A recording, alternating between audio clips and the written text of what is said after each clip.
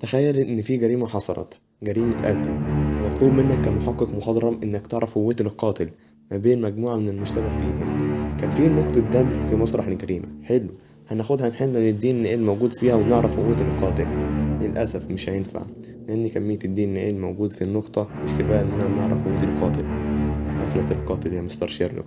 بالتأكيد لا، في وجود صديقي الوفي تقنية البي سي ار. تقنية البي سي ار اللي هي اختصار للبوليمريز تشين رياكشن، هي طريقة من عدة طرق بنستعملها ان احنا نزود كمية الدي ان اللي معانا، وبالتالي نقدر نعمل عليها الاختبارات اللي احنا عاوزينها. بتشتغل ازاي تقنية البي سي ار؟ اولا قبل ما نعرف بتشتغل ازاي، عاوزين نعرف بتحتاج ايه عشان تشتغل، وما تقلقش هتفهم كل حاجة لازمتها ايه في الميكانيزم. اول حاجة الميكس بافر اللي هندمج فيه باقي الحاجات. تاني حاجة السيكونس اللي احنا عاوزين نضعفه، وركز بيكون مجرد تتابع محدد من النيوكليوتايدز وليس شريط الدي ان ايه كله.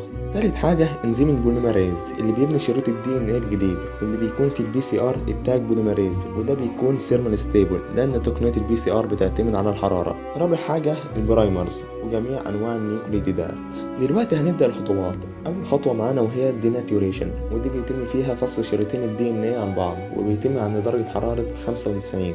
تاني خطوة معانا وهي الانيلينج. انزيم البوليمريز ما بيكونش عارف فين اول السيكونس اللي المفروض ينسخه، وعشان كده ما بيقدرش يبدأ بناء مباشرة على شريط واحد من الدي ان ايه، وبيحتاج يكون في حتة كده دبل يبدأ من عندها، وهو ده اللي بيحصل في خطوة الانيلينج اللي فيها البرايمرز، واللي هي تعتبر شريط دي ان ايه صغير بتتلزق في اول السيكونس اللي احنا عاوزينه.